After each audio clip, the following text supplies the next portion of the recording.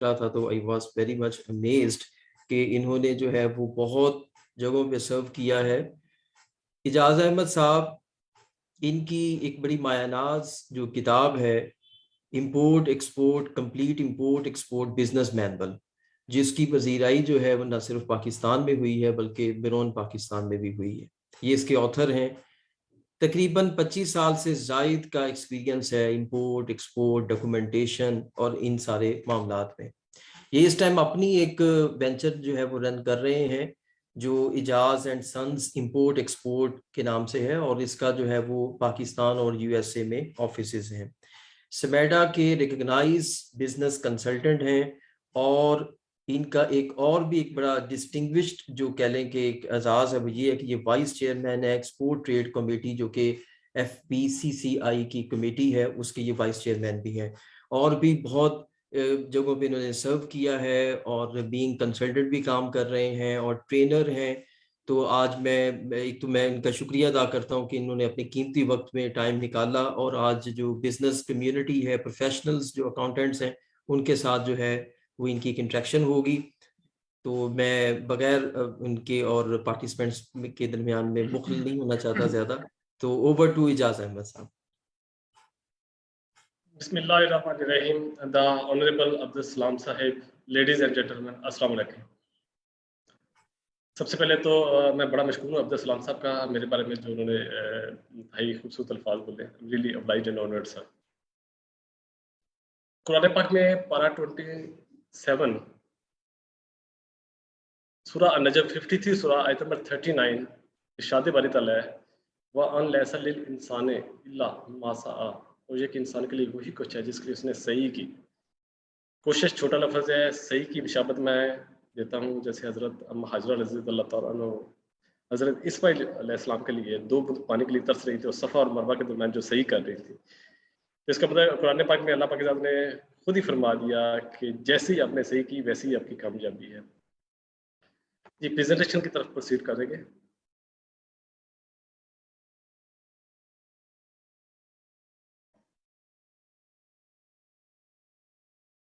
I hope presentation visible है सबको।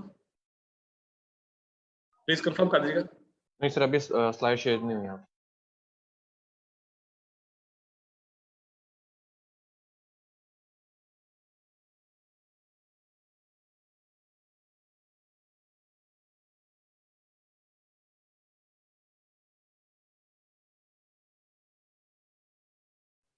Okay sir, visible है।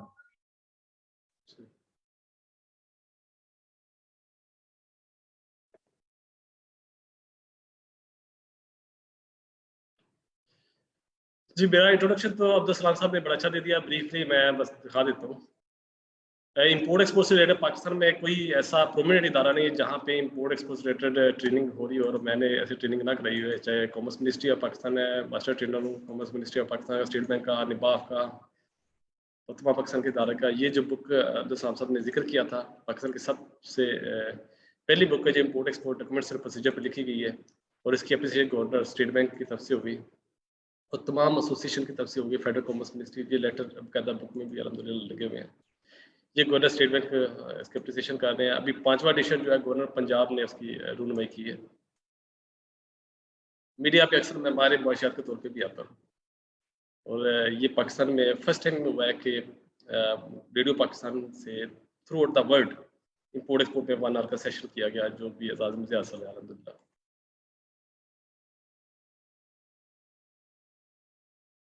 मैं अपने बारे में वैसे यही कहता हूँ कि आई नो नथिंग। ये सुकरात की फिलोसफी है। जिस दिन आप कहते हैं मैंने सारा कुछ सीख लिया, आप बहुत जल्द ऑब्सोलीट हो चुके होते हैं। तो हमें हर रोज़ सीखना है, हर रोज़ लर्न करना है। तो लर्निंग कभी भी ख़त्म नहीं होती। पाकिस्तान सिंगल विंडो की यूज़र गाइड, अगर पाकिस्तान सिंगल विंडो की वेबसाइट पे चले जाएं तो वहाँ पे पड़ी हुई है, ऐसी गाइडलाइन भी पड़ी हुई है, मैनुअल भी पड़ा हुआ है। पहले तो ये समझ लेते हैं कि इसकी डेफिनेशन गजट ऑफ पाकिस्तान में पाकिस्तान सिंगल विंडो की डेफिनेशन क्या है। तो Pakistan single window means an information and communication technology based facility, यानी वहां पे लिखा हुआ था पहले ICT based. IC, Information and Communication Technology Based Facility, that allows persons or entities, यानी कोई भी इंपोर्टर एक्सपोर्टर ट्रेडर कोई भी है जो कि ट्रेड और ट्रांसपोर्ट में इन्वॉल्व है, to lodge standardized information and documents with a single entry point. एक ही जगह पे सबकी एंट्री होएगी to fulfill import, export and transfer related regulatory requirements in Pakistan. और इसकी सबसे बड़ी खूबी ये है कि एक डाटा जो एक दफ़ा इनपुट हो जाएगा उसकी रेपिटेशन नहीं होगी, दोबारा फीड करने की ज़रूरत नहीं पड़ेगी। मैं एग्जांपल देता हूँ, आप एक्सपोर्टर हैं, आपने जब पाकिस्तान सिंगल विंडो में कोई इन्फॉर्मेशन फीड कर दी, समटाइम्स आपको किसी रेगुलेटरी बॉडी के पास जाना पड़ता है, कभी एनओसी लेने के लिए, कोई अप्रूवल लेने के लिए, कोई स्पेशल प्रोसेस है करवाने के लिए, तो आपको अलहदा से अप्लाई करना पड़ता था, सारे डॉक्यूमेंट्स दोबारा देने पड़ते थे। अब जब ये तमाम रेगुलेटरी बॉडीज इंटीग्रेट हो जाएंगी with the passage of time, ये स्लोली होएगा, ग्रेजुअली होएगा, सारी चीज़ें इम्प्लीमेंट इमीडिएटली नहीं है, ग्रेजुअली होएगी और ये सारा कंप्लीट होना जाके दिसंबर 24 में जाके, ठीक है। तो वंस इंटीग्रेट हो जाते हैं वो जो रेगुलेटरी बॉडी जहाँ से आपकी रिक्वायरमेंट है, जहाँ से एनओसी लेना है, जहाँ से अप्रूवल लेनी है, तो जो इन्फॉर्मेशन ऑलरेडी फीड हो चुकी है वो इदारा भी पाकिस्तान सिंगल विंडो से वो इन्फॉर्मेशन लेगा, आपसे अलहदा से दोबारा नहीं मांगेगा, और फिर जब एनओसी देगा एनओ भी वो खुद ही इधर ही पाकिस्तान सिंगल विंडो में ही इनपुट करेगा। तो एक इन्फॉर्मेशन जो एक दफ़ा जाएगी दोबारा इन्फॉर्मेशन फीड करने की जरूरत नहीं पड़ेगी, ये इसकी सबसे बड़ी खूबी है।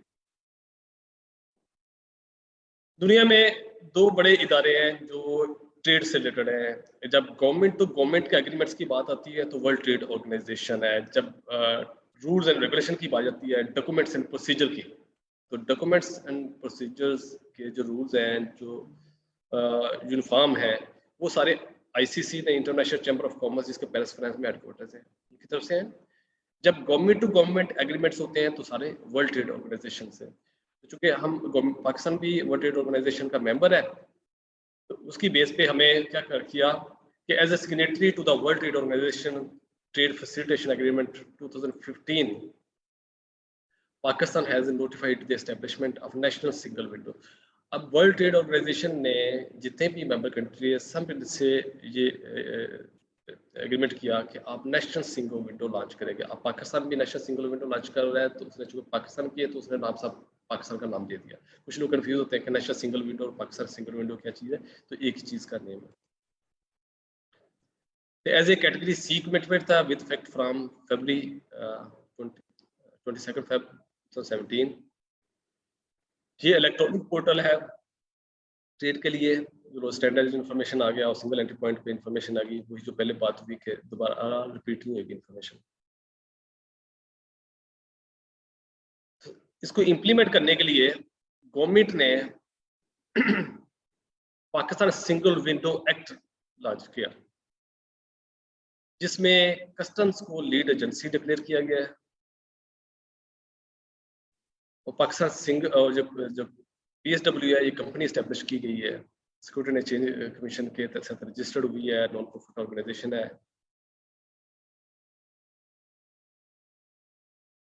और इसको डेवलप करने के लिए और मेंटेन करने के लिए ये है कि इसमें टोटल 77 OGs हैं। OGs stands for other government agencies, जैसे स्टेट बैंक ऑफ पाकिस्तान है, जिसमें 1 by 1 करके तमाम इदारे इंटीग्रेट हो जाएंगे। इसका बेनिफिट किस किस को होगा? एक्सपोर्टर्स को, फ्रेट फॉरवर्डर्स को, क्लियरिंग एजेंट्स है, शिपिंग कंपनीज हैं, ट्रांसपोर्टर्स हैं। और बेनिफिट कैसे होएगा? कॉम्प्लिकेशंस रिड्यूस हो रही हैं, कॉस्ट कम पड़ेगी, टाइम कम लगेगा और कंप्लायंस होएगी रेगुलेशंस की। यही नहीं बल्कि गवर्नमेंट का कंट्रोल एनहांस होएगा और ट्रांसपेरेंसी होएगी। शुरू में तो ये नेशनल लेवल पे होएगा प्लेटफॉर्म, बाद में ये रीजनल लेवल पे चला जाएगा और ऑनवर्ड ये थ्रू द वर्ल्ड ये लिंकेज हो जाएगी।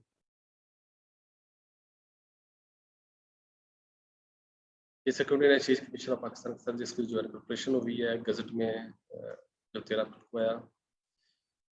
18 जून 2021 को मुझसे नोटिफिकेशन दिए गए जिसमें बता दिया गया कि इस पर सिंगल विंडो जो एक्ट है वो 1 जुलाई 21 से इम्प्लीमेंट हो गया है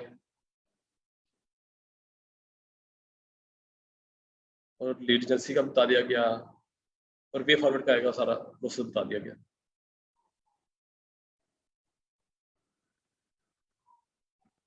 इसकी फीचर्स क्या है?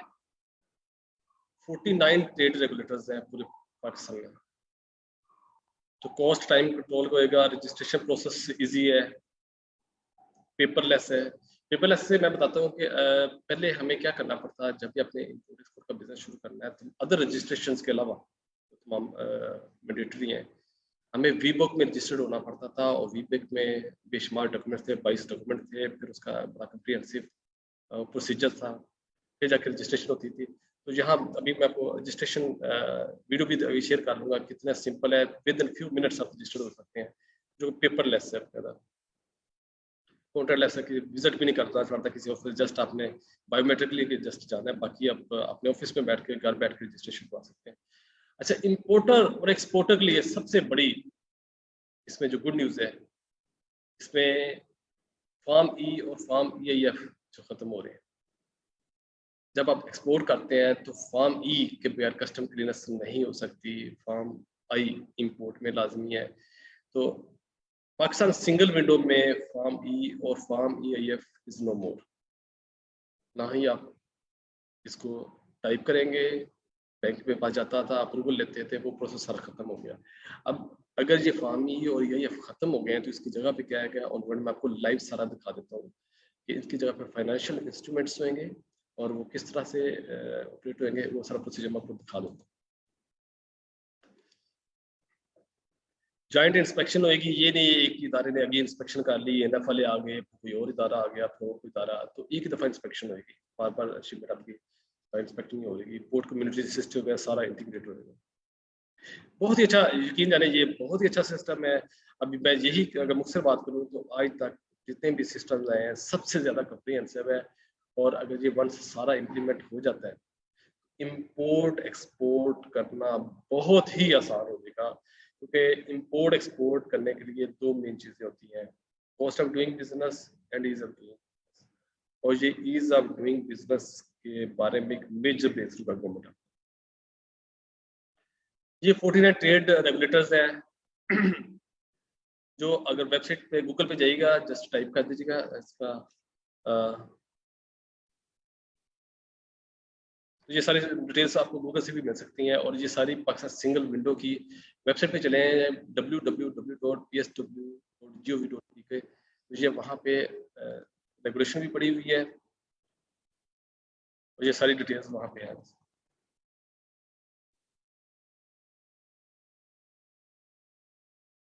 49 ट्रेड रेगुलेटर्स जो 1 बाय 1 इसमें इंटीग्रेट होते जाएंगे।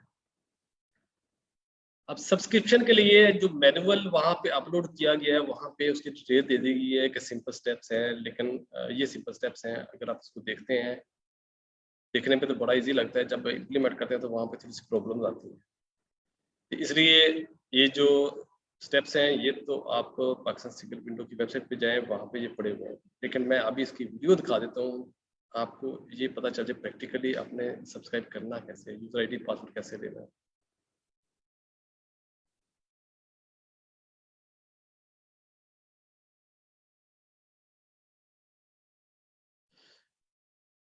उससे पहले ये चीज नोट कर लीजिएगा कि वापस से प्रेजेंटेशन में आएंगे तो उससे पहले वीडियो में शेयर करता हूँ। अगर कोई प्रॉब्लम आती है तो FBR ने ये हेल्पलाइन क्रिएट कर दी है 05111772 कोई किसी किस्म का भी इशू आता है पाकिस्तान सिंगल विंडो के बारे में तो आप फ्री कॉल करें, वहाँ पे कॉल्स रिसीव भी होती हैं और आंसर भी मिलते हैं।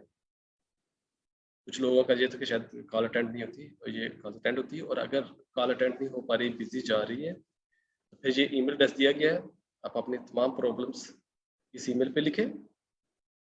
और अगर ईमेल का जवाब नहीं आ रहा, क्योंकि समटाइम्स ऐसा है कि नया नया सिस्टम है, उनके पास बहुत ज़्यादा ईमेल्स जा रही हैं, काम का वर्कलोड ज़्यादा है। अगर आप अपने इदारे के थ्रू, जैसे आप FIFA के थ्रू भेज देते हैं, या किसी चैम्बर ऑफ कॉमर्स के थ्रू भेज देते हैं, या ट्रेड एसोसिएशन के थ्रू ईमेल करवाते हैं, तो उसकी वेटेज ज़्यादा होगी। तो आप तमाम जो प्रॉब्लम्स हैं यहाँ पे ईमेल पे कर सकते हैं।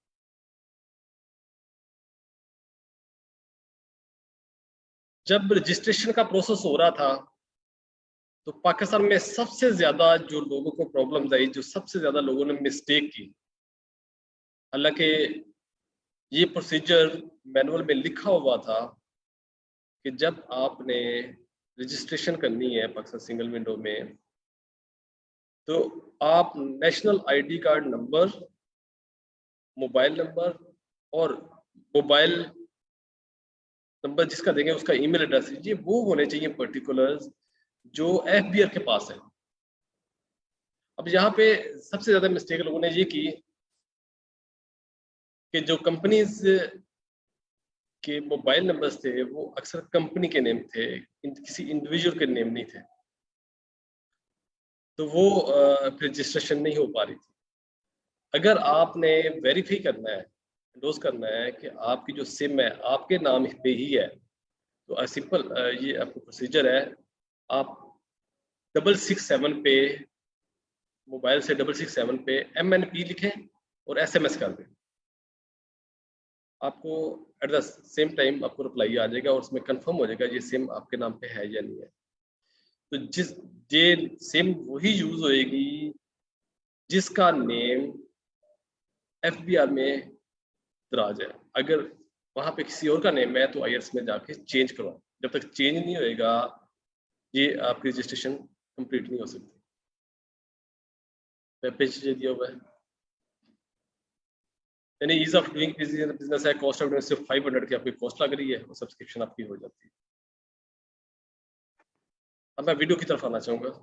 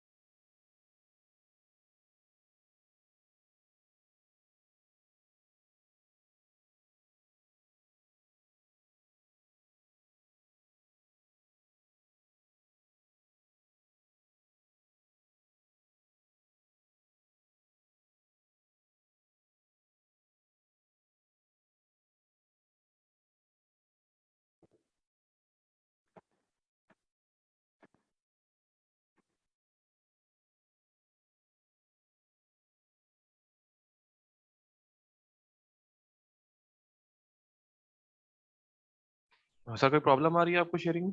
जी वीडियो नहीं शेयर हो। प्ले करके पॉज कर लें, उसके बाद उसको शेयर में जाके नीचे चेक कर लीजिएगा, वहाँ पे ऑप्शन आ रहा होगा। एक मिनट, ये वीडियो तो कर लीजिए।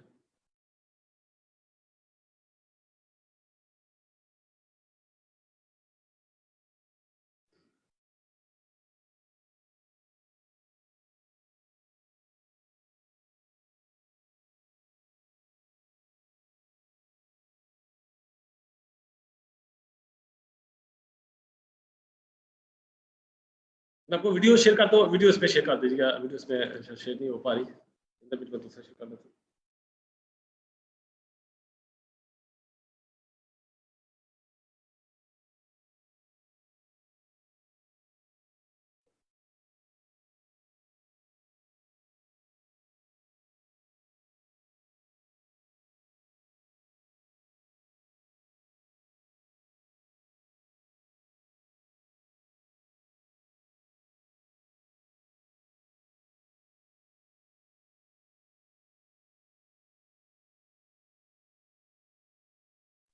सर आप अपनी स्क्रीन शेयर कर लें, उस पे स्क्रीन अच्छा, शेयर में जाके।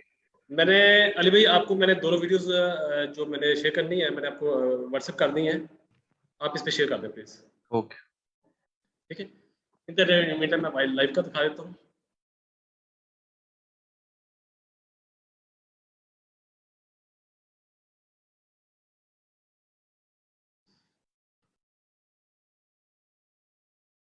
जी मेरी स्क्रीन शेयर हो रही है अभी ये वाली? जी सर, विजिबल।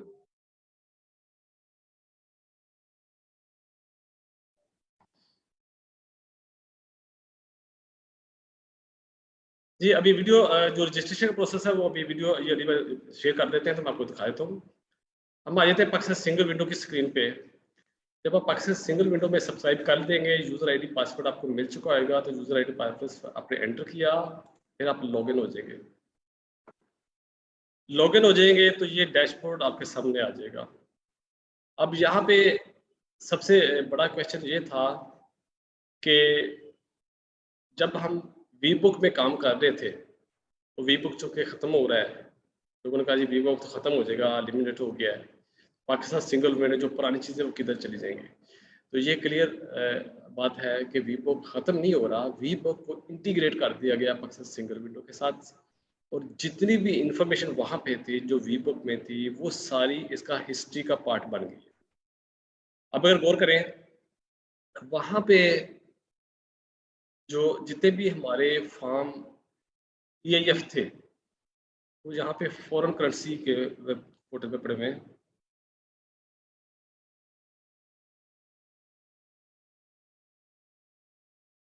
जो फॉरेन करेंसी में चले जाए, जितने भी पुरानी हिस्ट्री है सारी EIF, वो सारी हिस्ट्री पड़ी हुई है।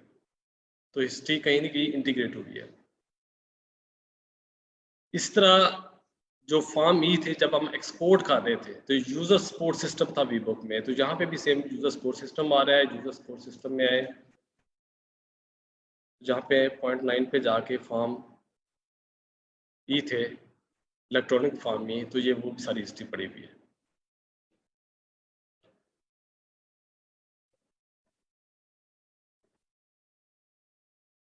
जब आप रजिस्टर्ड हो जाते हैं, जब रजिस्ट्रेशन का प्रोसेस आप कंप्लीट कर लेंगे, जो कि अभी मैं वीडियो आपको दिखा देता हूँ,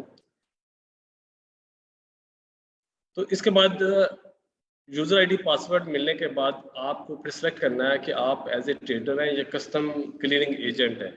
अगर आप इंपोर्ट एक्सपोर्ट कर रहे हैं तो आप ट्रेडर के तौर पे रजिस्टर होंगे। तो ये ट्रेडर का प्रोसेस मैं आपको दिखा देता हूँ, आप ट्रेडर पे सारा प्रोसेस कंप्लीट कर लीजिएगा। अगर आप कस्टम क्लियरिंग एजेंट हैं तो कस्टम क्लियरिंग एजेंट का प्रोसेस कंप्लीट कर लें। उसके बाद फिर आपने बैंक की प्रोफाइल ऐड करनी होगी। बैंक की प्रोफाइल ऐड करने के लिए आप स्क्रॉल डाउन करें तो यहाँ पे आ रहा है एसोसिएट न्यू प्रोफाइल, इसको आप क्लिक करते हैं तो विंडो ओपन हो जाएगी। इसके थोड़े से पर्टिकुलर्स हैं, ये पर्टिकुलर्स दें तो आपकी प्रोफाइल ऐड हो जाती है। इसकी वीडियो भी मैंने आपके शेयर करनी है। जब प्रोफाइल आपकी ऐड हो जाएगी और आपका बैंक इलेक्ट्रॉनिक डाटा इंटरचेंज के थ्रू पाकिस्तान सिंगल विंडो के साथ लिंक हो चुका होगा, तो फिर ही आप पाकिस्तान सिंगल विंडो में काम कर सकेंगे। अभी तक मेरे पास जो बैंक्स देखें, जितने भी प्रोफाइलें आप ऐड होती जाएंगी वो ये ग्रीन होती जाएंगी। जैसे ये अभी मेट्रो बैंक नज़र आ रहा है, ये मेरी अपनी वेबसाइट है जो मैं आप खुद रजिस्टर्ड हुआ पाकिस्तान सिंगल विंडो के साथ। तो अभी मेरे तक जो बैंक इंटीग्रेट हो चुके हैं, अभी मेट्रो बैंक है, फैसल बैंक है, MCB है, स्टैंडर्ड चार्टर्ड है। तो जो बैंक ऐड हो चुका है उसको आप चेक कर सकते हैं। आपने पर्टिकुलर्स जो दिए हैं उसमें आपने पेमेंट मोड, जो स्पेशली चीज़ें देखने वाली हैं कि पेमेंट मोड्स कौन कौन से दिए हुए हैं, ये इंश्योर कर लीजिए जिन जिस पेमेंट मोड में आपने काम करना है, इंपोर्ट में भी एक्सपोर्ट में भी, वो सारे दिए होंगे। अगर कोई मिसिंग होएगा तो फिर इसमें काम करने में मुश्किल आएगी। अब यहाँ पे एक बड़ी अहम डेवलपमेंट है कि जब आप रजिस्ट्रेशन का प्रोसेस कर रहे होते हैं तो वहाँ पे थ्रू आउट आपने पर्टिकुलर सिर्फ वो देने हैं जो FBR में है। जो FBR में नेम है, जो FBR में मोबाइल नंबर है, जो FBR में ईमेल एड्रेस है, जो नेम है, वही सारी चीज़ें पर्टिकुलर है। लेकिन यहाँ पे एक फैसिलिटी है कि जब आप बैंक की प्रोफाइल ऐड करते हैं तो यहाँ पे फैसिलिटी ये है कि जिस बंदे ने इस सिस्टम को ऑपरेट करना है, लेट्स से आपका एक्सपोर्ट मैनेजर है, इंपोर्ट मैनेजर है, एग्जीक्यूटिव है, असिस्टेंट है, तो आप उसके पर्टिकुलर्स दे सकते हैं। तो यहाँ पे आपको फैसिलिटी मिल जाएगी। तो इसको इंश्योर कर लीजिएगा, आप जब बैंक में लेटर देते हैं कि ये प्रोफाइल हमारी ऐड कर दें, तो वहाँ पे आप अपना जो ऑपरेशन जिसने देखना है उसका दिया जाए, ना कि अपने डायरेक्टर का।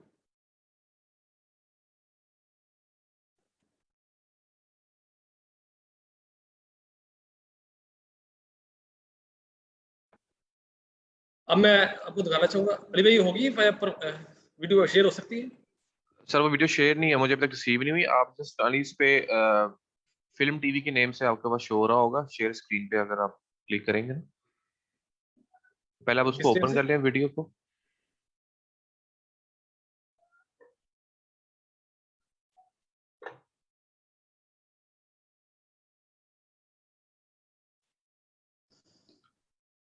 जी, अब बताइए किस नाम से आ रहा होगा? फिल्म फिल्म टीवी के नेम से स्क्रीन शेयर के अंदर ऑप्शन आ रहा होगा।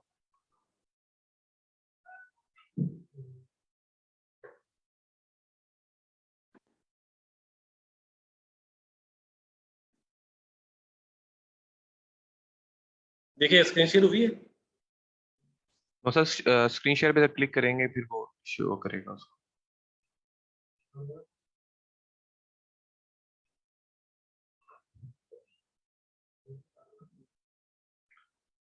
सर आप शेयर स्क्रीन पे जरा क्लिक करें, आपके सामने स्क्रीन का ऑप्शन होगा, आप उस पर क्लिक कर लें ताकि आपकी स्क्रीन शेयर हो जाए, ताकि आप जो वीडियो चलाएं वो प्ले हो जाएगी साथ ही। स्क्रीन पे करते हैं। जी स्क्रीन पे करता है। ओके सर, अब वीडियो चला लें, प्ले कर लें। जी, चल रही है वीडियो? जी सर प्ले करते हैं। जी चल रही है। सर उस पे मैं आपको बताता हूँ दोबारा। वीडियो तो इधर तो शेयर होगी है।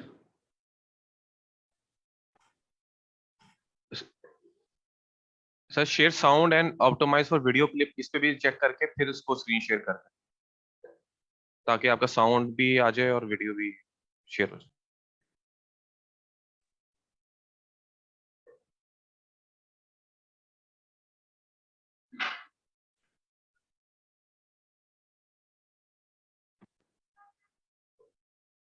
स्क्रीन के ऊपर यहाँ मैं आपको बताऊंगा कि जी, सर कैसे प्ले हो आप गया, थैंक यू, साउंड भी आ गया। जी, चल। Audible। PSW के अंदर अपनी कंपनी जो है वो रजिस्टर्ड कर सकते हो।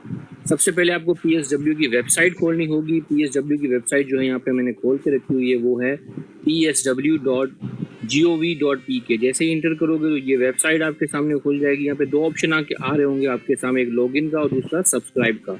तो अभी तो हम लॉगिन नहीं कर सकते क्योंकि हमारे पास इसकी जो है वो यूज़र आईडी और पासवर्ड नहीं होगा, उसके लिए तो हमें अप्लाई करना है। तो हम जाएंगे सब्सक्राइब की तरफ, तो हम बटन प्रेस करेंगे सब्सक्रिप्शन के बाद जैसे हम बटन हम जो है दबाएंगे सब्सक्रिप्शन का, तो उसके जो है हमारे सामने जो है यहाँ पे जो है वो एक कुछ टर्म्स एंड कंडीशंस ये जो है दिखा रहे होते हैं कि ये पढ़ लें कि भाई क्या क्या चीज़ें हैं और इसको जो है वो एग्री करें।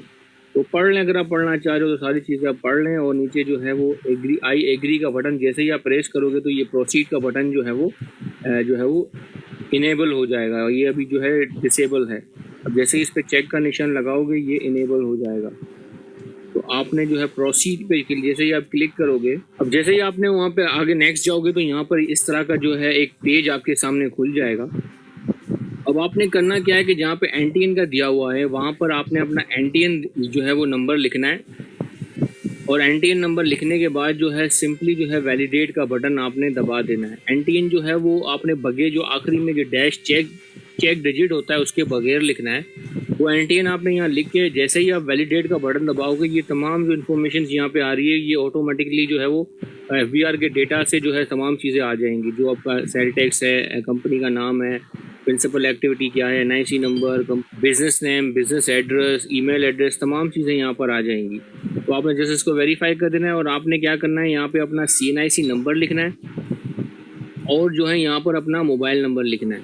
ये दो चीज़ें लिखने के बाद जो है आपने नेक्स्ट क्या करना है, जैसे ही ये दो चीज़ें आप यहाँ पर लिखोगे CNIC नंबर और मोबाइल नंबर, ये जो बटन जो अभी जो है वो डिसेबल है ये इनेबल हो जाएगा। लेकिन जैसे ही हमने यहाँ पे अपनी डिटेल डाली, मोबाइल नंबर और CNIC नंबर, तो ये जो है बटन इनेबल हो गया। अब जो है इसको हम प्रेस कर देंगे इस बटन को। तो जैसे ही हम इस बटन को प्रेस कर देंगे तो ये सिस्टम जो है आपके लिए जो है एक वाउचर जनरेट कर देगा। आपको जो है वो 500 रुपये की फीस जमा करनी पड़ेगी, जैसे विवोक के अंदर जमा होती थी इसी तरीके से इसके अंदर भी जो है 500 रुपये की फीस जो है ये जमा होगी। सिस्टम ने जो है आपकी PS ID जनरेट कर दी। यहाँ पे आप देख सकते हो हमने सिक्योरिटी रीज़न की वजह से जो है हमने इसको ब्लर कर दिया है। और ये एप्लीकेशन आईडी, यहाँ दो चीज़ें देखिए, ये दोनों इंपॉर्टेंट है, एक पीएस आईडी जिसके थ्रू आप पेमेंट करोगे और ये एप्लीकेशन आईडी जनरेट हो गई। अब इसी एप्लीकेशन आईडी की मदद से आप जो है ये इस जो ये पूरा प्रोसेस चल रहा है इसको बार बार रिज्यूम करोगे, वो भी मैं आपको बताऊंगा कैसे करोगे।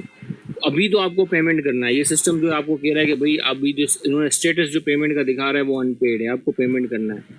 तो अब इसी तरीके से जो है आपको एक ईमेल भी आएगी इसकी, कुछ इस तरीके से ईमेल भी आपके पास, आपकी ईमेल एड्रेस है उसके ऊपर ईमेल आ जाएगी, उसके अंदर पीएस आईडी, एप्लीकेशन नंबर और कब तक आपने पेमेंट करनी है वो नीचे डेट भी लिखी हुई आ जाएगी। इसी तरीके से एसएमएस भी आपको आएगा कि भाई ये आपकी पीएस आईडी नंबर है, एप्लीकेशन नंबर है, तो ये आप भर दो। तो दोनों तरीके से जो है आप कर दोगे। अब ये भरोगे कैसे ये भी मैं आपको बताता हूँ। देखिए हमने जो है इसको ऑनलाइन भरा था, आप इसको कहीं से भी भर सकते हो, नेशनल बैंक में भी आप इसको भर सकते हो, एटीएम के थ्रू भी भर सकते हो, अगर आपके पास इंटरनेट बैंकिंग है तो वहाँ से भी इसको आप भर सकते हो। मैंने जो है वो जो है ऑनलाइन बैंक अकाउंट जो मेरा है, इंटरनेट बैंकिंग जो है वहाँ से मैंने इसको भरा था, पेमेंट की थी। उसके अंदर आप किसी भी इंटरनेट बैंकिंग के अंदर कोई भी जो है आप यूज़ करते हो, मैंने सुमित बैंक यूज़ की थी, तो मैं सुमित का बताता हूँ। इन फ्यूचर में आपको एक और वीडियो भी जो है स्पेशली इसी से रिलेटेड मैं बता दूंगा कि कैसे आप अलग अलग जो बैंकें हैं उसमें से कैसे कैसे जो है आप पेमेंट कर सकते हो, तो ये आगे की चीज़ है। तो मैं सुमित में से मैंने भरा था, मैं वहाँ जाके यूटिलिटीज़ के अंदर आप जाओगे, यूटिलिटी या बिल पेमेंट के अंदर, बिल पेमेंट के अंदर जो है यहाँ पर आपने सेलेक्ट करना है वन बिल जब आप सेलेक्ट करोगे तो फिर यहाँ पर वन बिल सेलेक्ट करने के बाद यहाँ पे 3 ऑप्शन आ रहे होते हैं। आपने इनवाइस सेलेक्ट करनी है, इनवाइस सेलेक्ट करने के बाद ये आप पीएस आईडी के थ्रू देख लो या मोबाइल नंबर के थ्रू देख लो, ये पीएस आईडी नंबर जो आपको दिया गया था वही पीएस आईडी नंबर जो है आप यहाँ पर लिखोगे और जैसे ही फैच बिल का जो है आप बटन दबाव प्रेस करोगे तो ये बिल जो है डिटेल आपकी नीचे आ गई। तो ये कौन कौन सा बिल है, 500 रुपये की पेमेंट है, ड्यू डेट इसकी ये है और आपने जो है इसको पे कर देना है। तो मैंने इसको यहाँ से पे कर दिया, देखें ये रसीद आ गई। जैसे ही मैंने इसको पे किया मेरे पास ये रसीद आ गई और जैसे ही पेमेंट मैंने कर दी तो फिर मैं दोबारा जो है वो वहाँ पर गया PSW के ऊपर। अब PSW पे दोबारा आप कैसे आओगे, देखें अगर आपकी ये ऑलरेडी अगर विंडो खुला हुआ था तो फिर आपने ये जो एरो का निशान बना हुआ है इसके ऊपर क्लिक करेंगे तो ये इसका स्टेटस अपडेट कर देगा। या दूसरा तरीका, आप दोबारा जो है ये एप्लीकेशन आईडी जो मैंने कहा था कि जिसकी मदद से आप बार बार जो है इस प्रोसेस को रिज्यूम करोगे, ये एप्लीकेशन आईडी जो है आपको ईमेल भी आई होगी, SMS भी आया होगा। ये एप्लीकेशन आईडी बड़ी इंपॉर्टेंट है, तो इस एप्लीकेशन आईडी की मदद से आप इसको रिज्यूम करोगे। कैसे करोगे मैं आपको बताता हूँ। लेकिन जब जहाँ से हमने प्रोसेस जो है छोड़ा था, फर्ज कर लेते हैं कि आपने जो है 500 रुपये का चालान जो है सिस्टम ने जनरेट करके आपको दे दिया था और कहा था कि 500 रुपये आप भर दें। अब वो 500 रुपये आपने भर दिए, अब आपको दोबारा जो है वो जहाँ से आपने खत्म किया था वहीं से स्टार्ट करना है। तो दोबारा सब्सक्राइब पे क्लिक करोगे। अब जो है ना आपको यहाँ पे कुछ भी नहीं करना, आपने सिंपली ये बटन ऊपर दिख रहा है रिज्यूम सब्सक्रिप्शन, यहाँ पे क्लिक करना है। तो रिज्यूम सब्सक्रिप्शन के ऊपर आप क्लिक करें, यहाँ पे एप्लीकेशन आईडी लिखें जो आपको ईमेल भी आई थी, SMS भी आई थी आपकी और सिस्टम ने जो स्क्रीन पे भी दिखाया था वो एप्लीकेशन आईडी जो है मैं आपको दोबारा दिखा देता हूँ। ये रही एप्लीकेशन आईडी, ये एप्लीकेशन आईडी आप देख रहे हो। ये एप्लीकेशन आईडी हमने जो है इसको सिक्योरिटी रीजन की वजह से जो है उसको ब्लर किया है। आप अपनी सब्सक्रिप्शन आईडी जो है यहाँ पर दोगे, अपनी जो होगी आप वो यहाँ पर दोगे, अपना ईमेल एड्रेस दोगे। ईमेल एड्रेस भी वही जो यहाँ पर दिया हुआ है और कोई नहीं, जो यहाँ पर ईमेल एड्रेस होगा रजिस्ट्रेशन के अंदर वो ईमेल एड्रेस आपने यहाँ देना है। और जो है फैच एप्लीकेशन का जैसे ही बटन दबाओगे तो जहाँ से आपने जैसे ही ये फैच एप्लीकेशन का बटन आप दबाओगे जहाँ से आपने छोड़ा था सिस्टम आपको वहीं दोबारा ले आएगा। अब देखिए जो स्टेटस अनपेड आ रहा था उस वक्त अब ये पेड हो गया, मतलब कि आपने 500 रुपये का चालान जो है वो पे कर दिया। अब जैसे ही आप चालान पे करोगे जो ये बटन जो उस वक्त जो है वो डिसेबल था ये इनेबल हो जाएगा। तो आपने प्रोसीड के बटन को क्लिक करना है दोबारा। पेमेंट अब आपकी हो गई है। अब नेक्स्ट स्टेप की तरफ चलते हैं, प्रोसीड का। अब नेक्स्ट स्टेप जो है हम नेक्स्ट स्टेप के ऊपर आ गए। यहाँ पर जो है वो ऑथेंटिकेशन है, सब चीज़ें वेरीफाई करनी है। आपने क्या वेरीफाई करना है, आपका मोबाइल नंबर और ईमेल एड्रेस जो है ये वेरीफाई करना है, 2 चीज़ें। अब ये सिस्टम जो है ये कुछ कोड भेजेगा, एक आपके मोबाइल के ऊपर भेजेगा और एक आपकी ईमेल एड्रेस से भेजेगा। तो वो आपने यहाँ पर लिखकर जो है इसको सबमिट करना है। तो सिंपल पहले जो है सबसे पहले सेंड कोड के ऊपर जो आप जो है क्लिक करोगे। सेंड कोड जैसे ही क्लिक करोगे तो ये सिस्टम आपको जो है एक कोड भेजेगा आपके मोबाइल नंबर पे, एक कोड भेजेगा आपके। एक कोड आया हमारा ये रहा, हमारे मोबाइल पर आया ये कोड, वो हमने वहाँ पर लिख दिया मोबाइल की जगह पर। दूसरा कोड हमारा आया ईमेल के ऊपर, वो यहाँ पे था तो वो कोड हमने दोबारा वहाँ पर लिख दिया। देखिए ये दोनों कोड हमने यहाँ पर लिख दिए और सिंपली जो है ये सबमिट का बटन हमने दबा देंगे। सबमिट का बटन आप जैसे ही दबाओगे तो सिस्टम आपको नेक्स्ट स्टेप के ऊपर ले जाएगा। ये ऑथेंटिकेशन हो गई। अब हम चलते हैं जो है वो नेक्स्ट स्टेप के ऊपर। अब हम आ गए यहाँ पे नेक्स्ट स्टेप। अब हम आ चुके हैं फाइनल स्टेप की तरफ, ये है बायोमेट्रिक वेरिफिकेशन। अब आपने करना क्या है कि आपको जो है किसी भी नादरा के ई सहूलत सेंटर है, नादरा के जो ई सहूलत सेंटर हैं वहाँ पर जाके आपको बायोमेट्रिक वेरिफिकेशन करवाना है। अब जैसे ही वहाँ पे आप बायोमेट्रिक वेरिफिकेशन करवाओगे तो फिर दोबारा यहीं पे आके जैसे हमने आपको जो है अपनी एप्लीकेशन आईडी फैच करना सिखाया था, इसी तरीके से जो है आप जो है वो फैच कर दोगे। दोबारा यहाँ पर आओगे, जो है रिज्यूम सब्सक्रिप्शन पे क्लिक करोगे, एप्लीकेशन नंबर और ईमेल एड्रेस दोगे और फैच एप्लीकेशन करोगे तो दोबारा ये आपको यहीं पे आप लाकर खड़ा कर देगा और ये जो नोट वेरीफाई का स्टेटस आ रहा है ये वेरीफाइड हो जाएगा अगर आप बायोमेट्रिक जो है वो सही से करवा लेते हो। जैसे ये बायोमेट्रिक वेरिफिकेशन कराओगे, ये जो प्रोसीड का बटन जो अभी जो है ये डिसेबल है, ये इनेबल हो जाएगा और आपने सिंपली इसको प्रोसीड पे क्लिक करना है। अब जैसे ही क्लिक करोगे तो आपका ये पूरा जो प्रोसेस है ये जो है खत्म हो जाएगा, फिनिश हो जाएगा और ये जो सिस्टम है PSW का, इसकी आईडी और पासवर्ड जो है आपके पास ईमेल आ जाएगा।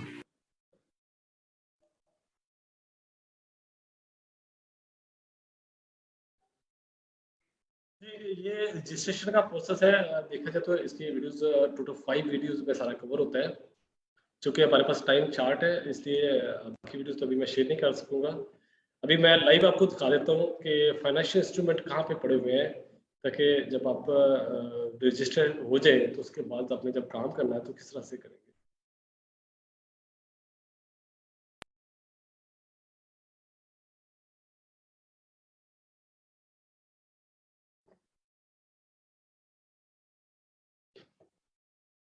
जी स्क्रीन शेयर हो रही है मेरी फाइनेंशियल इंस्ट्रूमेंट की? जी सब विजिबल। जी यहाँ पे फाइनेंशियल इंस्ट्रूमेंट पड़े हुए हैं।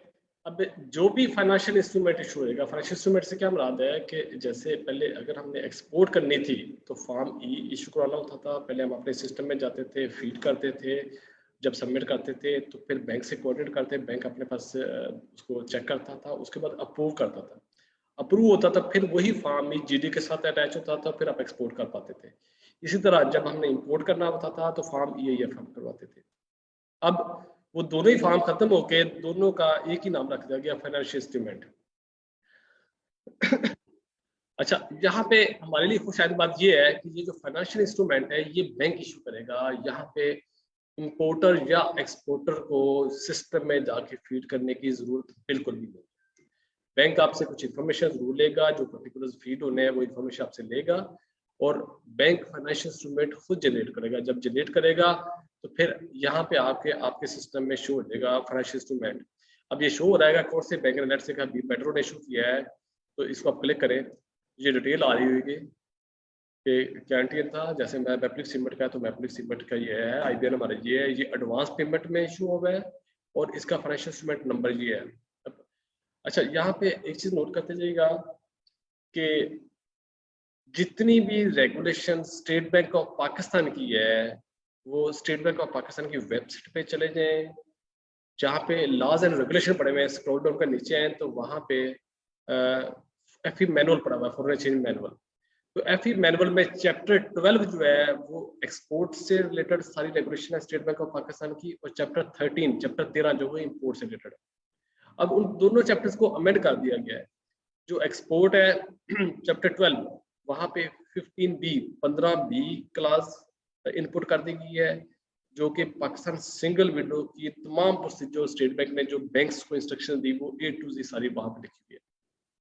जब इंपोर्ट की बात करते हैं तो चैप्टर 13 में 6B क्लास में स्टेट बैंक की सारी इंस्ट्रक्शन दी हुई।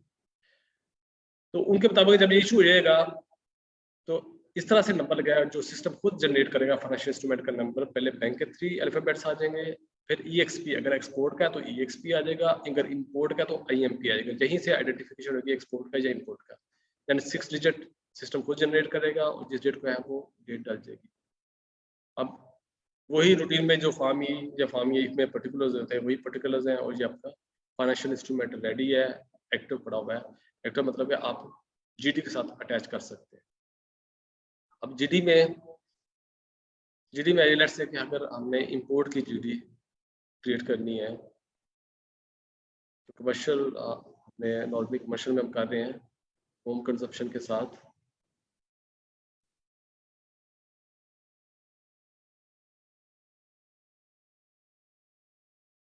तो बाकी पर्टिकुलर्स वही है जीडी के, वहाँ पे कोई चेंजेस नहीं है। जस्ट फाइनेंशियल जो साइड है वहाँ पे चेंजेस आई हैं। फाइनेंशियल जो डाटा है वहाँ पे आपने इनपुट करना होगा कौन सा पेमेंट टर्म्स क्या है, विद एलसी है या विदाउट एलसी है, बैंक सेलेक्ट करना कौन सा है, रिव्यू टर्म्स क्या है। और उसके बाद आ जाए जहाँ पे हमने फार्म ई या फार्म EIF अटैच करना होता था, वहाँ पे नेम आ गया फाइनेंशियल इंस्ट्रूमेंट। अब ये फाइनेंशियल इंस्ट्रूमेंट अटैच करें और जीडी सबमिट कर दें। तो इस तरह से जैसे पहले प्रोसीजर होता था, इस तरह से जीडी सबमिट हो जाएगी, तो फिर आप क्लियरेंस करवा सकते हैं।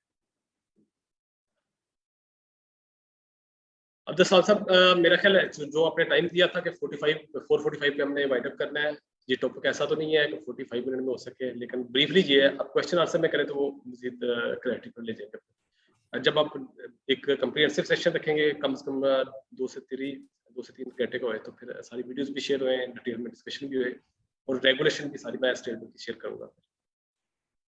जी please, over to you sir.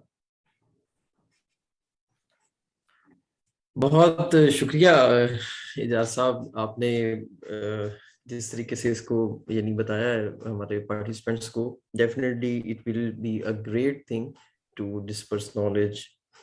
अच्छा, इसमें मेरे कुछ अपने भी कुछ क्वेश्चंस हैं। पहला तो ये है कि हम मैनुअल निज़ाम से विबॉक में गए और विबॉक से अब अल्हम्दुलिल्लाह और फास्टर, जैसे आपने लिखा हुआ था सुपर फास्ट सिस्टम, तो PSW में हम दाखिल हो चुके हैं। नो डाउट जब भी किसी नई सिस्टम को शुरू किया जाता है उसमें बग्स भी होते हैं, उसमें प्रॉब्लम्स होते हैं, और वो वक्त के साथ साथ हल होंगे। एक नया सिस्टम है, उसमें माइग्रेशन में भी कुछ प्रॉब्लम्स हैं। कुछ लोगों को, जैसे आपने बताया कि उन्होंने वो मोबाइल नंबर यूज़ किए जो कि उन्होंने NTN के टाइम जो दिया हुआ था उससे डिफरेंट किया, तो ज़ाहिर बात है सिस्टम उसको जो है वो डिनाई करेगा। तो इस तरह के जो इश्यूज हैं वो तो उनको आए। मेरा एक बुनियादी क्वेश्चन है, PSW आ चुका है और अब हम इस पे रजिस्टर हो रहे हैं। पाकिस्तान कस्टम्स पोर्ट हैंडलिंग, वहाँ पे हमारी जो लीड टाइम है एक शिपमेंट का आने का, अगर इंपोर्ट कर रहा है कोई बंदा, या जाने का अगर कोई बंदा एक्सपोर्ट कर रहा है, आप क्या समझते हैं उसके ऊपर क्या असर होगा और उस लीड टाइम के अंदर कितना कमी वाक़या होगी? ये बड़ा अच्छा क्वेश्चन आपका। पहली बात तो हमें ये देखना है कि जब आपने एक्सपोर्ट करनी होती थी तो पहले फार्म ई करवाना होता था। आपने शिपमेंट कर ली, वो फार्म ई आपने टाइप कर दिया है, बैंक को भेज दिया है, बैंक से कोऑर्डिनेट कर ले, अप्रूवल जब तक नहीं होगी अब तक जीडी फाइल नहीं होगी। तो वो हमारे लिए एक टेंशन बनी हुई थी कि अप्रूवल होए तो उसके बाद जीडी फाइल होए। अब नो डाउट यहाँ पे भी ये बात तो अपनी जगह पे कायम है कि फाइनेंशियल इंस्ट्रूमेंट बनेगा, जनरेट होएगा, तो फिर ही आप सबमिट कर सकेंगे, ठीक हो गया। लेकिन यहाँ पे एक बहुत बड़ी एक अच्छी बात ये आ गई है, ये एट द सोर्स जनरेट होएगा। लेट्स से मैं एग्जांपल देता हूँ, आपने एक्सपोर्ट करनी है तो आपकी पेमेंट मोड एडवांस है, एडवांस पेमेंट बैंक में हिट होगी। जो प्रोसीजर आप पहले करते थे वो प्रोसीजर एज इट इज ही रहेगा कि बैंक ने आपको जो एडवांस पेमेंट आई, आपको बैंक ने इंटीमेट किया, आपने एडवांस पेमेंट वोचर सबमिट किया, ट्रेजरी से रेट को आया और रेट पेमेंट क्रेडिट होगी आपके अकाउंट में। यहाँ तक प्रोसीजर सेम ही जैसे पहले था। अब ऑनवर्ड चेंज हो जाएगा। जो ही ये पेमेंट क्रेडिट होएगी आपके अकाउंट में, तो bank immediately financial instrument generate कर देगा। यानी अब आपको ये नहीं होएगा कि आपने कंप्यूटर में जाकर टाइप करना है और उसके बाद बैंक को अप्रोच करना है, बैंक ने जनरेट करना है, बैंक ने अप्रूव करना है, अप्रूव नहीं हो रहा तो फिर आपको प्रॉब्लम हो रही है। तो बैंक खुद ही इसको जनरेट करेगा। एक तो आपकी इनपुट को नहीं, बैंक ने खुद जनरेट किया, ठीक हो गया। अच्छा, उससे भी बड़ी बात ये है कि फाइनेंशियल इंस्ट्रूमेंट वंस जनरेट होएगा। वंस क्या, सपोज आपकी एडवांस पेमेंट आई $1 लाख और आपकी 10 पार्शियल शिपमेंट्स होनी है।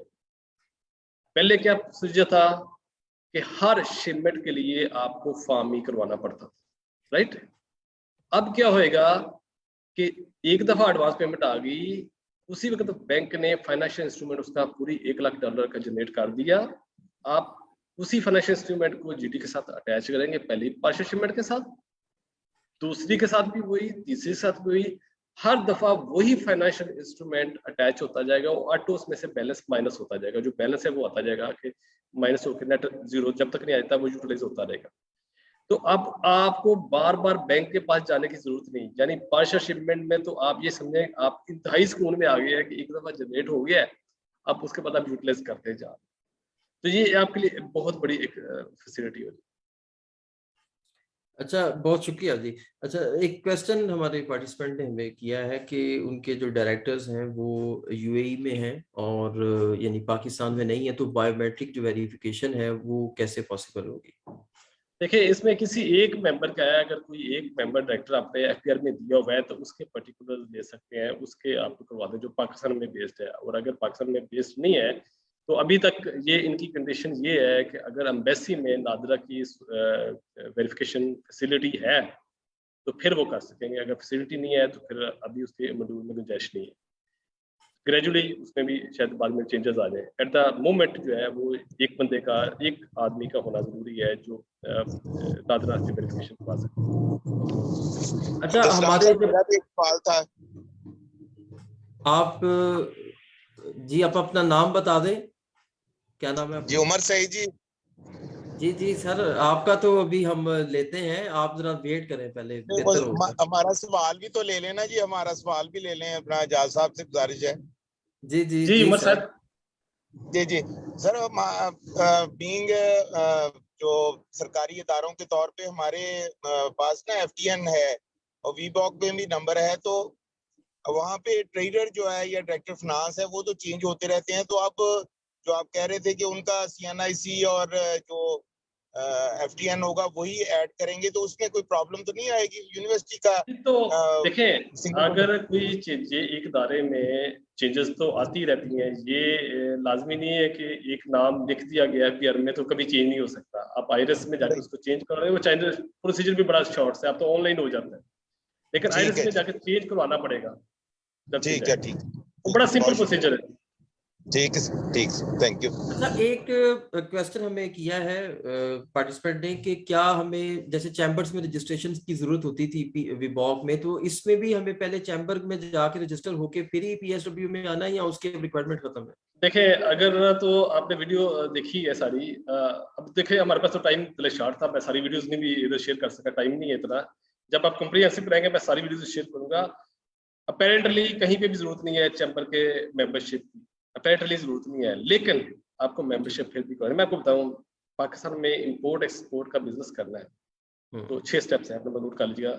सबसे पहला स्टेप क्या होता है कि आपने एज ए बिजनेस रजिस्ट्रेशन करवानी होती है। एज ए बिजनेस रजिस्ट्रेशन के 3 ऑप्शन हैं, सोल प्रोप्राइटर है या पार्टनरशिप है या कंपनी है। कंपनी सिर्फ वो होती है जो securities and exchange commission of Pakistan के साथ रजिस्टर्ड होती है, अदरवाइज बाकी बिजनेस को बिजनेस तो है, वो कंपनी नहीं है। ठीक है, तो कंपनी की सूरत में एससीसीपी के साथ रजिस्टर्ड होंगे। पार्टनरशिप है तो पार्टनरशिप एक्ट के तहत फॉर्म सी आपको लेना पड़ेगा डिस्ट्रिक्ट रजिस्ट्रार से। ठीक हो गया। थर्ड ऑप्शन है सोल प्रोप्राइटर। सोल प्रोप्राइटर के तौर में एज ए बिजनेस रजिस्ट्रेशन की जरूरत नहीं है, राइट।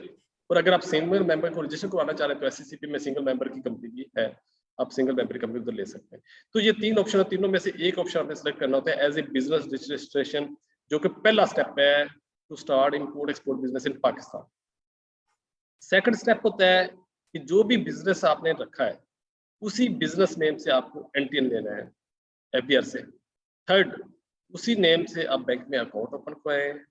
फोर्थ पे जाके प्रेसिडेंट टैक्स रजिस्ट्रेशन कराएं। फिफ्थ में जाके आप पाकिस्तान सिंगल विंडो में रजिस्टर्ड हो जाएं। देन है कि आप चैम्बर ऑफ कॉमर्स में मेंबरशिप लें। और लास्ट ये है कि जो आपकी प्रोडक्ट से रिलेटेड ट्रेड एसोसिएशन है वहां से भी मेंबरशिप। मैं आपको बताता हूँ कि ये जो 2 चीजें हैं, chamber of commerce, trade association, यहाँ तक तो लाजमी नहीं है पाकिस्तान सिंगल विंडो में रजिस्ट्रेशन होने तक, लेकिन अगर आपने एक्सपोर्ट करनी है तो आपको चैम्बर से जो काम है, आप मेंबरशिप होएंगी तो आप कर सकेंगे। सर्टिफिकेट ऑफ ओरिजिन लेंगे, आपने वीजा रिकमेंडेशन लेना है, जो सारी सब्सिडी मेंबरशिप तो आपकी वहां पे जरूरत पड़ेगी। इसी तरह अगर गवर्नमेंट ऑफ पाकिस्तान को इंसेंटिव देती है तो जितने भी इंसेंटिव्स आज तक गवर्नमेंट ने अनाउंस किए हैं वहां पे चैम्बर या ट्रेड एसोसिएशन की इन्वॉल्वमेंट लाजमी होती है। डॉक्यूमेंट वहां से एंडोर्स होकर फिर सबमिट होते हैं, अदरवाइज आपको वो इंसेंटिव मिल नहीं रहा होता, चाहे कस्टम की तरफ से है चाहे स्टेट बैंक ऑफ पाकिस्तान की तरफ से। तो अगर आप चाह रहे हैं कि पाकिस्तान में रहते हुए इंपोर्ट एक्सपोर्ट का बिजनेस करें और आप लीगल भी होए और तमाम इंसेंटिव जो गवर्नमेंट वक्तन फक्तन अनाउंस करे उसके एलिजिबल होए, तो ये 6 स्टेप्स है, इसको सारा कंप्लीट करें, फिर आपको कोई प्रॉब्लम नहीं आने वाले। जी, नेक्स्ट क्वेश्चन है हमारे पास कि आपने बात की कि फाइनेंशियल इंस्ट्रूमेंट है आपका और आप उसको फिर मल्टीपल शिपमेंट्स में यूज कर सकते हैं, तो अगर मल्टीपल फाइनेंशियल इंस्ट्रूमेंट्स इशू किए हों और उसको 1 जीडी के अगेंस्ट इस्तेमाल किया जा सकता है?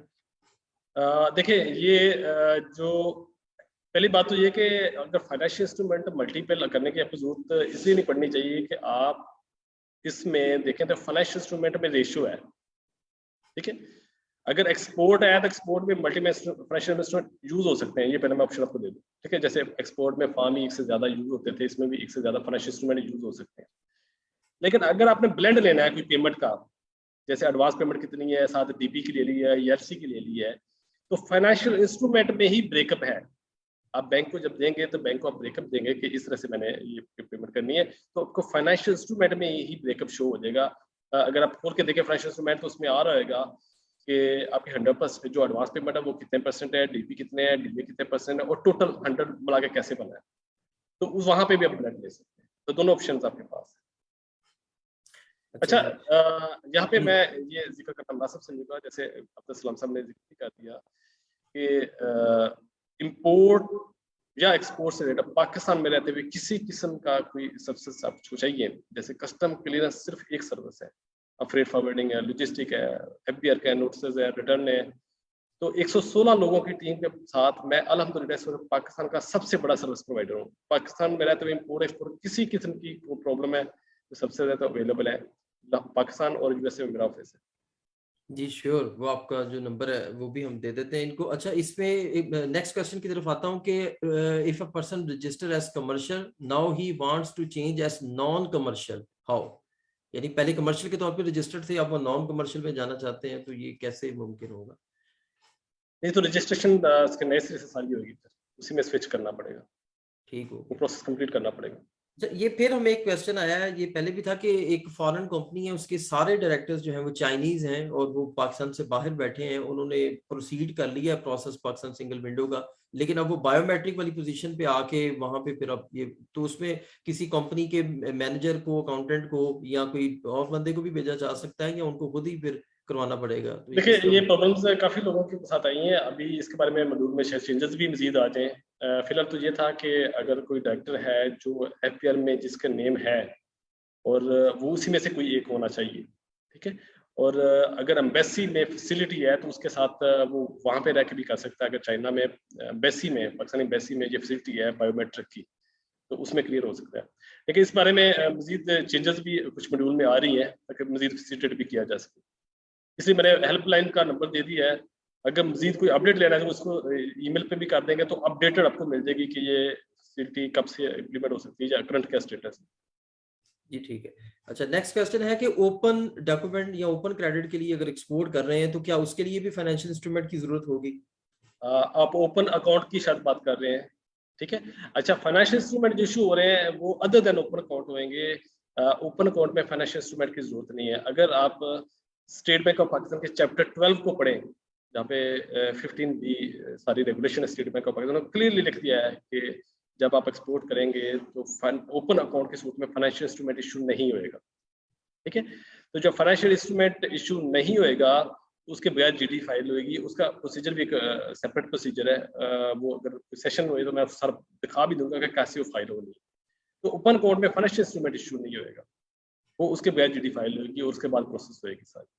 अदर में फाइनेंशियल इंस्ट्रूमेंट वास्ते इशू होएगा, उसके बाद GD फाइल होगी। अच्छा जी, फिर नेक्स्ट एक क्वेश्चन है जी, if bank is not listed in association tag how to update it? देखिए तमाम बैंक्स ने इलेक्ट्रॉनिक डाटा इंटरचेंज के थ्रू पाकिस्तान सिंगल विंडो के साथ इंटीग्रेट होना है। ये बैंक का प्रोसीजर है जो बैंक ने खुद करना है। जब तक बैंक इलेक्ट्रॉनिक डाटा इंटरचेंज के थ्रू PSW के साथ इंटीग्रेट नहीं हो जाता, हम बैंक के साथ नहीं इंटीग्रेट हो सकते, हमारी प्रोफाइल ऐड नहीं हो सकती। वो PSW में जब फाइल आप ऐड करना चाहेंगे तो वहां पे कितने वो बैंक्स एक्टिव हैं? आप आइडिया दे सकते हैं लिस्ट ऑफ बैंक्स का कि इस टाइम ऑलमोस्ट कोई ऑलमोस्ट 90% बैंक्स अभी तक इंटीग्रेट हो चुके होंगे, बाकी भी हो जाएंगे। हो जाने चाहिए थे अब तक, बल्कि बहुत पहले हो जाने चाहिए थे। अगर आप स्टेट बैंक का 25 मई का लेटर देखें तो उसमें तो उन्होंने 10 नवंबर का टाइम दिया था। ये अच्छा, ग्रेजुअली फिर एक्सटेंड होता जा रहा है, तो नया सिस्टम है, टाइम लगेगा, आस्ता आस्ता होएगी चीजें। लेकिन ये मैं बताता हूँ कि ये 100% जो इम्प्लीमेंट होना है ये दिसंबर 2024 में जाके सारा कंप्लीट होएगा, जब कंप्लीट इंटीग्रेशन हो चुकी होगी, 77 ओजीज भी इंटीग्रेट हो चुके होंगे। उस वक्त देखिएगा कि अभी तो लोग सिर्फ इसको ये ले रहे हैं कि फार्म ई और फार्म ये खत्म हो गया है, बड़ी खुशी हो रही है। लेकिन जब ये सारा इम्प्लीमेंट हो चुका है ये नो डाउट इसमें हमें बहुत फैसिलिटेशन होगी, और हमें खुशी होने के अलावा हमें ये पता होगा हम जितने भी प्रॉब्लम्स थे एक्सपोर्ट कंपोर्ट करने में मसलों में फंस जाते थे, वो 90% प्रॉब्लम वो दूर हो चुकी होंगी, क्योंकि बहुत सारे इदारों के साथ हमारी जो इंटरेक्शंस थी वो इंटरेक्शंस भी खत्म हो चुकी होगी। और मेरी विश है अल्लाह करे ये सारी चीज़ें इम्प्लीमेंट हुए, क्योंकि अगर ये सारी इम्प्लीमेंट हो गए तो पाकिस्तान की ट्रेड को बहुत फैसिलिटेशन होगी, एक्सपोर्टर इंपोर्टर के लिए बहुत आसानियां हो चुकी होंगी। अच्छा, एक और क्वेश्चन है मेरे पास कि जो अफगान बॉर्डर और चमन और तुर्खम है, क्या वो भी PSW में कवर है? जी ग्रेजुअली सारे ही होने हैं, सारे ही होने हैं, ग्रेजुअली हो अभी रहे नहीं हैं है। सारे, अभी भी हो रहे हैं। अभी मैं अफगानिस्तान सीमेंट अभी एक्सपोर्ट कराया है, ठीक है, फ्रेश इंस्ट्रूमेंट में और GDP फाइल होगी, ग्रेजुअली हो रहे हैं सारे। ठीक है। अच्छा, हमारे साथ शहजाद अहमद साहब हैं, इनका एक क्वेश्चन है। इन्होंने वो जो अभी आपने ओपन अकाउंट की बात की है, तो उस में जी शहजाद साहब। जी अस्सलाम वालेकुम जी। अब्दुल जी, सलाम वालेकुम साहब, ओपन अकाउंट के केस में जो है ना, पहले ये होता था कि हम फाइनेंशियल इंस्ट्रूमेंट के अगेंस्ट बैंक से बैंक सर्टिफिकेट्स और बैंक का NOC लेकर शिपिंग लाइन को देते थे, तब BL जो है ना ओरिजिनल हमें हैंड ओवर होते थे। अब ओपन अकाउंट में चूंकि फाइनेंशियल इंस्ट्रूमेंट इशू नहीं होना है, तो शिपिंग लाइन हमें bill of lading open account के अगेंस्ट दे देगी। क्योंकि मेरी एक दो जगह बात हुई, वो कह रहे नहीं जी बैंक का आपको NOC देना पड़ेगा। बैंक में बात करता हूँ, बैंक कहता है जी कि मैंने जब फाइनेंशियल इंस्ट्रूमेंट इशू नहीं किया तो मैं आपको NOC कैसे दे सकता हूँ। जी जी, बड़ा अच्छा क्वेश्चन है। पहली बात ये सुने कि ओपन अकाउंट में फाइनेंशियल इंस्ट्रूमेंट तो नहीं हो रहा, ठीक हो गया, लेकिन इसका ये मतलब हरगिज नहीं है कि आप आसानी से ओपन अकाउंट में इंपोर्ट एक्सपोर्ट करते जाए, ऐसा हरगिज नहीं है, ठीक है। इसकी बड़ी बड़ी regulation state bank of Pakistan की, अब जब भी एक्सपोर्ट करनी है ओपन अकाउंट में तो आपके वो पता कहता क्लियरली मेंशन है कि आपके ओवरड्यूज वो 5% से ज्यादा हो। बाकी जो पर्टिकुलर्स दिए हैं उस लेटर में, जो लेटर आपको दिखा दूंगा, आप क्वालिफाई नहीं करते तो स्टेट बैंक आपको फॉर्म ही नहीं दे रहा था, ठीक है। तो अब ऐसे तो नहीं हो सकता कि आप अपनी मर्जी से बेदरक हो के एक्सपोर्ट इंपोर्ट करी जाए ओपन अकाउंट में, तो इन्वायरमेंट ही मिला, ऐसा नहीं है। जब आपने ओपन अकाउंट में एक्सपोर्ट करनी है तो बैंक के पास ऑप्शन है कि आपको ओपन अकाउंट अलाउ करे या ना करे। वहां पे वो अगेन पावर बैंक के पास ही है। जी जी, सुने ना, वही मैं बता रहा हूँ, अभी चीजें आसान सामने आएगी ना। जब बैंक के साथ आपकी प्रोफाइल ऐड हो जाएगी तो बैंक आपकी प्रोफाइल को जो जो चीजें अलाउ करेगा सिस्टम में, पाकिस्तान सिंगल विंडो में, आप वही सिर्फ ट्रांजैक्शन कर सकेंगे। जैसे मैं आपको एक एग्जांपल पहले इसकी भी देता हूँ, फिर एक और एग्जांपल देते हैं। एक एग्जांपल तो इसकी पहले देता ना कि अगर ओपन अकाउंट में आपने एक्सपोर्ट करनी है तो बकायदा आप V12 और अंडरटेकिंग देंगे बैंक को, जो बैंक की प्रेस्क्राइब्ड फॉर्म है, उस फॉर्म पे अगर बैंक सेटिस्फाइड हुआ और आपकी ओवरड्यूज जो स्टेट बैंक ऑफ पाकिस्तान के रेगुलेशन के मुताबिक है, तो फिर वो अपने सिस्टम में आपको अलाउ कर देगा और उसके बाद जो सिस्टम वहां पे एक्टिव शो हो जाएगा। जब एक्टिव शो होएगा तो जब आपने GD फाइल करनी होएगी तो जहाँ पे फाइनेंशियल डाटा है, फाइनेंशियल डाटा में जहाँ पे दो ऑप्शन है कि विद पेमेंट या विद LC और विदाउट LC। आप विदाउट LC सेलेक्ट करेंगे, फिर आप वो बैंक सेलेक्ट करेंगे, फिर IBAN सेलेक्ट करेंगे, और वहाँ पे जहाँ पे पेमेंट मोड है, जहाँ पे पांचों मोड दिए हुए हैं, एडवांस है, कलेक्शन है, LC है या विदाउट रेमिटेंसेस है, और चौथा ओपन अकाउंट, पांचवा ओपन अकाउंट है, आप ओपन अकाउंट वहाँ पे सिलेक्ट करेंगे। फिर उसके बाद GD फाइल होगी। अब यहाँ पे कुछ बैंकों ने ऐसा भी किया है, कुछ बैंक्स ने उसके फाइनेंशियल इंस्ट्रूमेंट भी इशू कर दिए और GD मेरे साथ लोगों ने अटैच किया, सबमिट, तो GD सबमिट नहीं हुई।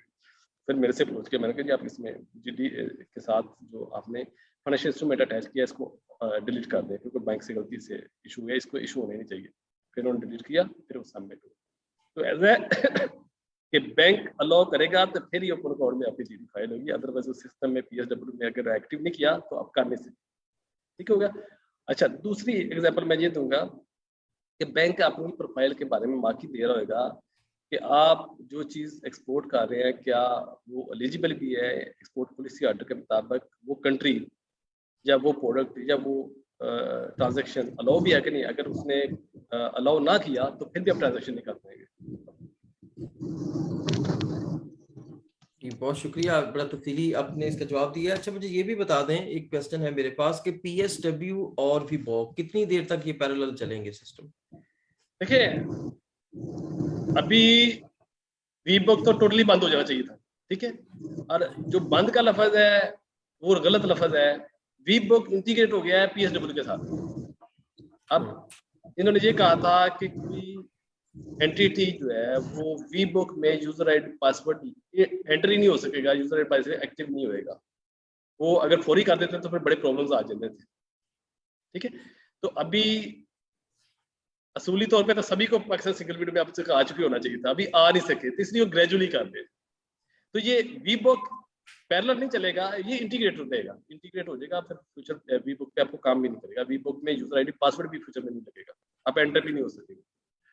अच्छा, मेरे पास चूंकि अभी और भी क्वेश्चंस हैं लेकिन टाइम हमारा ख़त्म हो चुका है। मैं इजाज साहब का जो कांटेक्ट नंबर है, ईमेल एड्रेस और डिफरेंट बाकी इनके जो मिलने का जो सिलसिलाकार है सोशल मीडिया पे या दूसरे ज़राए से, वो मैं शेयर कर दूंगा सारे पार्टिसिपेंट से। तो आप इनसे बिला झिझक रब्ता कर सकते हैं और अपने जो क्वेश्चंस हैं या कोई और डिफरेंट जो भी आपकी गाइड लेना चाहें, कोई किसी किस्म की कोई इनसे कंसल्ट करना चाहें तो आप कर सकते हैं। तो मैं अब दावत दूंगा उमर सईद साहब को, जो कि पिफा फैसलाबाद ब्रांच कमेटी के कन्वीनियर हैं, और उनसे रिक्वेस्ट करूंगा कि वो जो है वो आज के जो ये सेशन है इसके ऊपर ओवरऑल अपने जो है वो व्यूज से भी हमें करें, नवाजें, और उसके अलावा जो है वो जो इजाज साहब हैं उनके लिए भी वोट ऑफ थैंक्स पेश करें। उमर सईद साहब, ओवर टू यू। बहुत शुक्रिया अब्दुल सलाम साहब। आवाज आ रही है जी मेरी? जी बिल्कुल सर, तस्वीर भी आ रही है आपकी। तमाम पार्टिसिपेंट्स को सलाम जी, आदाब सबके लिए। एजाज साहब ने माशाल्लाह सबसे पहले तो ड्रेसिंग बड़ी खूबसूरत की हुई है। मैं बोलूं सर,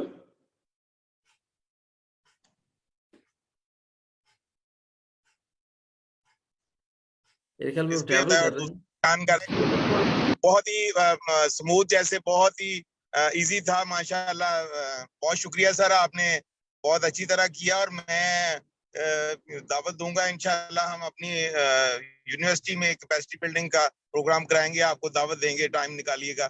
हमारे जो एक्सपोर्ट के इश्यूज है, इंपोर्ट के इश्यूज यूनिवर्सिटीज के हैं, उस हवाले से भी सर हम आपको दावत देंगे। और मैं ये समझता हूँ कि ये पाकिस्तान गवर्नमेंट का बड़ा अच्छा इक़दाम है कि तमाम चीजें एक जगह पे आ गई हैं इंपोर्ट करने के लिए, एक्सपोर्ट करने के लिए। और उस पे पिफा को और पिफा की टीम को माशाल्लाह मुबारकबाद है कि उन्होंने बर वक्त लोगों की कैपेसिटी बिल्डिंग, उनके सवालात के लिए ये बहुत ही अच्छा सेशन किया है। इसको हम आगे भी लेके चलेंगे। इजाज साहब के भी साथ हम रहेंगे और इनसे गुजारिश करेंगे कि आइंदा भी हमारे यूनिवर्सिटी के और दीगर प्रोग्रामों में शिरकत करें। तमाम अहबाब का, तमाम हमारी टीम का जिन्होंने इसको इंतजाम किया, तमाम का शुक्रिया और उनकी खिदमत में सलाम जी। बहुत शुक्रिया जी। थैंक यू जी सो मच। उमर सईद साहब, आपका बहुत बहुत शुक्रिया। पहले तो आपका रियली अप्लाइड टोनर्ड कि आपने मेरे बारे में बड़े खूबसूरत अल्फाज बोले। जैसा इंसान खुद होता है वैसे उसको दूसरे नजर आता है। आप खुद खूबसूरत है, आपने दूसरे भी खूबसूरत नजर आते हैं। ठीक है। दूसरा सर, उमर सईद साहब और अब्दुल सलाम साहब, मैं आपका रियली अप्लाइड हूँ, ऑनर्ड हूँ। ठीक है, मैं जब भी आप हुक्म करेंगे, जहाँ कहेंगे, मैं आपके लिए अवेलेबल हूँ। मैं तो मुझसे ये कहता हूँ कि मेरा जो लाइफ का ऑब्जेक्टिव, जो मकसद हयात है, वो सिर्फ दो ही हैं, खुशियाँ और इल्म बांटना। मैं रोज सोने से पहले अपना एहतसाब करता हूँ कि आज के दिन में मैंने कोई खुशी और कोई इल्म बांटा है या दिन खसारे में चला गया। तो मैं ये जो नेटवर्क बनाया है, वो नेटवर्क इसीलिए बनाया है कि पाकिस्तान में रहते हुए किसी को इंपोर्ट या एक्सपोर्ट से रिलेटेड किसी किस्म का मसला ना आए, तो बिजनेस करें। जो मसाइल है वो मुझे दे दे, हर्डल्स मुझे दे दे, टेंशन मुझे दे दे, आप अपने बिजनेस पे फोकस करें। जो बल्कि यूएस ऑफर्स मेरा नेक्स्ट मंथ से शुरू हो जाएगा, मैं तो बकायदा ऑर्डर्स भी लेके दे दूंगा, आपकी प्रोडक्ट को सेल भी कराऊंगा, परचेज भी कराऊंगा। तो ऐसा नेटवर्क पाकिस्तान में पहले कभी नहीं था। और ये नेटवर्क, ये भी 116 लोगों की टीम के साथ मैंने हलफ लिया है कि हमने रिज़्क़ के हलाल पे चलना है, लोगों की खिदमत करनी है, लोगों से पैसे कमाने वाला जो नजरिया है वो ज़हन से आउट करना है। रिज़्क़ अल्लाह पाक ज़ात ने देना है। बेशक, once again thank you very much sir. with बहुत these शुक्रिया सर, बहुत beautiful खुश words, रहें जी, खुश रहें, अल्लाह ताला और इधर शान दे जी। बहुत शुक्रिया thank you so much. Thank you all the participants. Allah Hafiz. Thank you very much sir. अल्लाह हाफ़िज़।